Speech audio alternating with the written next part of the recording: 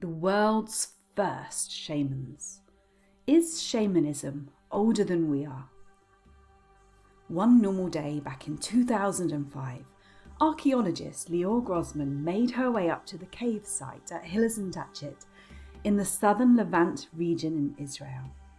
She probably didn't realise that it would be quite an extraordinary day. Extraordinary because her and her team would discover something very unusual, something that would turn accepted spiritual history on its head and would change how we viewed our ancient ancestors forever. The cave is located in Galilee, a region long associated with spirituality, belief systems, power, and even royalty. Rocky and mountainous, Galilee is rich in plant life, water, and not far from the coast.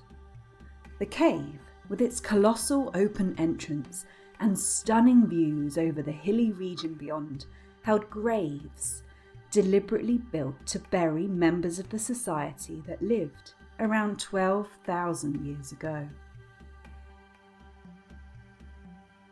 The people living in the region at the time were known as the Natufians. They had been hunting and foraging there for a few thousand years prior. The Natufians are interesting because they were alive during the Neolithic Revolution, a time when traditional hunter-gatherer societies moved towards farming. One grave discovered in the cave stood out to the team of archaeologists tasked with piecing together what our ancestors were doing high up in the Galilean hills. The skeleton of an old lady, deliberately buried in a pit covered over with a specially made heavy rock slab, was discovered. This lady's final resting place was filled with an abundance of grave goods, tortoise shells, an eagle, pieces of cow, leopard and boar. It's such an exciting discovery because it really was the first of its kind. The lady buried here 12,000 years ago was far from primitive. The way her grave was constructed and sealed with the special animal parts and objects shows she was high status. She was respected, revered, and the grave goods signified her belief system. This was a shamanic burial. It's generally accepted that with the onset of sedentism came changes to social behaviour. Dynamics changed as nomadic people settled and focused on growth, productivity, and making sure that their families never went without food, despite what nature was doing around them. The change in human behaviour adapted belief systems, and more organised spiritual and ritualistic behaviour started to appear. Spiritual and religious belief systems serve a social purpose. They hold societies together and provide a social code to live by. But we don't really know if the belief system these ancient people held was a byproduct of a new type of society, or if the societies that formed were a byproduct of the belief systems as they evolved. We now know that ancient humans were much smarter and much more humane than we once thought. It's likely that spending so much time out in the wild prior to sedentism, facing danger, finding food, and braving Mother Nature led them to find spiritual beliefs. Celebration, rituals, praying, or honouring nature and animal deities, and appreciating the food, shelter, and community provided to them may have seeded a more organised and uniform belief system. It's exciting to think that there were humanitarian qualities that were important to us before we'd figured out how to domesticate animals and plant crops. Savage animals we were not. Well, not always. We had empathy, respect, and we meant something to each other. We had strong, caring social bonds. We respected the world around us, the people that lived before us, and the unseen energies available to help us. When this started, it's impossible to say, but as we'll find out later, it likely didn't start with our species. Perhaps this shamanic lady was a healer, a sage, a dancer between worlds. She clearly had a very evolved belief system and a set of ritualistic practices that had developed over a long period of time, perhaps generations, perhaps even thousands of years. Shamans believe that everything has a spirit. Every animal, every plant, every rock. They practice animism. Most cultures across the world display at least some elements of shamanism in their native cultures. They cross between physical and non-physical realms, receive messages from ancestors and spirits, and heal people, rifts and misaligned actions for the good of their community. They journey into altered states and live in harmony with nature and the cosmos. Usually in a community there is one wise elder that leads the rituals, commands the spirits, and decides on the best course of action for all. The temple at Göbekli Tepe in Turkey, built not long after our shamanic lady was buried, is perhaps ancient archaeology's biggest surprise. Its advanced architecture is unlike any other structure contemporary with it. Circles of anthropomorphic T-shaped pillars sit on top of a pot's-bellied hill. It's a place that predates the earliest writing by about 6,000 years. But the images there are clearly telling stories and sharing information. Could this be evidence of a shamanic belief system? No burials have been found there to date, but some animal remains have. Snakes, foxes, cranes, vultures and scorpions adorn the tall pillars, along with human-like arms and hands. Archaeologists suggest that Göbekli Tepe was a meeting place in which hundreds of hunter-gatherers climbed up to the circular temple at the top for special events. Then they went back, however many hundreds of miles, to do whatever they did within their usual patch of rugged wilderness. Clearly the people using this place had a connection with the natural world.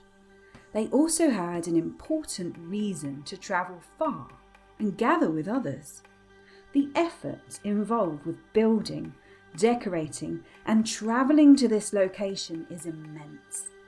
The people here more than likely had some shared religious or spiritual beliefs. But did they exhibit shamanic values and rituals?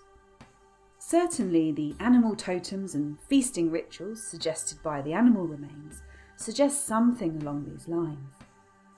Strangely, Göbekli Tepe was abandoned about 1,000 years after its construction. There's such a clear link between shamanic beliefs and human values. Let's see how far back we can trace this ancient belief system. In the 1920s, an image started circulating around academics. It caused quite a stir.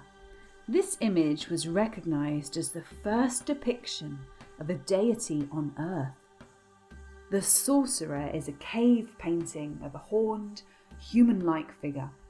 It was found in a dark cavern known as the Sanctuary at the cave of the Trois Frères, France. It's thought to have been painted onto the hard rock surface 13,000 years ago, at a time when most cave paintings were just of animals. So what is this dancing horned spirit doing on a cave wall in France? The theory is that this is a shaman who is busy performing some sort of ancient ritual to make sure the rest of his group go out and have a successful hunt. It's a ritual to enhance the survival and well-being of the group, something which still takes place in many indigenous cultures today. Cave art must have looked spectacular under the flickering light of a small fire. You can just imagine the shadows of the group casting over the brightly coloured, symbolic art on the cave wall, usually situated high up above where the group would be sat. Perhaps they were singing, chanting, clapping, or whispering prayers asking for the blessings of their ancestors. Manifestation is a popular buzzword today. This was manifesting in its rawest form. Spain boasts the earliest human cave art from around 40,000 years ago, which is imagery of some deer. The Chauvet cave, which is also in France, contains cave art thought to be 30,000 years old. Interestingly, this cave art contains the image of a woman who appears to be connected to the head of a bison. Is she transfiguring into an altered state of consciousness? Is she communicating with the spirit of the bison? What do the dots and zigzag lines represent? It shows the psyche of our ancestors was rich with story, creativity and symbolism. It shows the imaginal realms being lifted from the ancient mind and etched permanently into rock as a form of communication. Cave art helps us peer into the thoughts of our early ancestors and illustrates what they were seeing, feeling, and believing symbolically. Symbols are a hugely important part of our spiritual and religious belief systems. Crosses, angel wings, doves, geometry. Symbols go hand in hand with allegory and metaphor. They become emblems of a particular belief system that can cross the barriers of language, geography, and time. We modern humans would love to think that all this symbolism and ritual started with our own species, but it's actually much, much older. 10 years ago, paleontologist William Rendu solved a very interesting problem. He and his team managed to clarify once and for all that a Neanderthal skeleton discovered in France was 50,000 years ago, buried intentionally and shortly after his death. First discovered in 1908 by French archaeologists, it turns out their initial hunch was right. But people didn't take the Busoni brothers very seriously. Intentional Neanderthal burial was quite a claim, especially back then. There's no evidence of recognised shamanic practices taking place within the Neanderthal community per se, but an intentional burial would suggest a belief in the sanctity of life and a sort of emotional protective bond of their dead. Neanderthals were known to wear decorative shell jewellery and feathers. They had their own cave art, dots and lines, abstract shapes showing that they were capable of creativity and symbolic thought. Perhaps this led to them having a belief system. None of this is evidence for shamanism within this early human species, but there are certain parallels between the Neanderthals and the early shamanic communities. Shamanism appears to be one of the earliest spiritual belief systems of Homo sapiens, and Neanderthals share some of those same death rituals and creative cave painting behaviours as they do. But it gets even stranger. Neanderthals were not the first human species to bury their dead in caves and practice empathy, respect, and a belief in the sanctity of life, perhaps even a belief in the continuation of life after death. 300,000 years ago, another human species lived in the south of Africa. They were tiny. Their brains were small too, about the size of chimpanzees.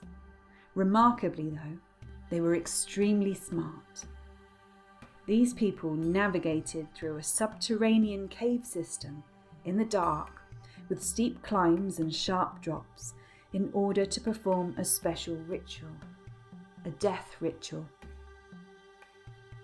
Homo naledi not only buried their dead, they took the bodies on a complicated and difficult journey 130 metres into a dangerous cave.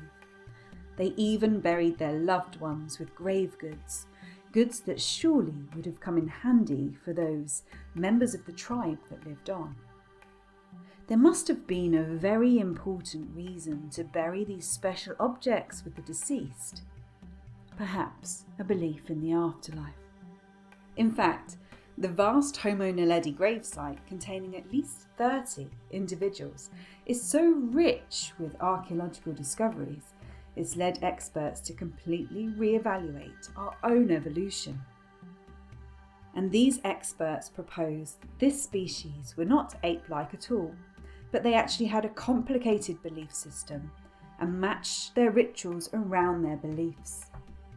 Again, we can't specifically say that this may have been a very early form of shamanism, but the people working at the Rising Star Cave site agree that Homo naledi believed in some sort of afterlife and underworld or otherworld, where the dead must go and the people that remained would have had a ritual feast, the first funerals perhaps. They even decorated the entrance to the chamber with art, deliberate carvings in the rock. Some of the elements present here feel familiar when we consider the beliefs of the ancient Egyptians, whose belief system contains many shamanic elements. Did the Neanderthals and Homo naledi, who happened to be surrounded by the natural world 24/7, believe in animism? Did they worship some form of nature god, or perhaps many nature gods? Did they dance and sing before a hunt? Did they travel between the realms of the physical and non-physical to get information? Did they look for signs and totems? Did they heal each other? We may never really know the answer to those questions, but it's wonderful to think that rituals and beliefs in the afterlife or non-physical places are not unique to our species. Even those very special qualities such as empathy and respect for one another go back further in time than the first Homo sapiens. Perhaps their beliefs really did contain the seeds that went on to form shamanism. Perhaps their brains could perceive things far beyond anything our species can imagine.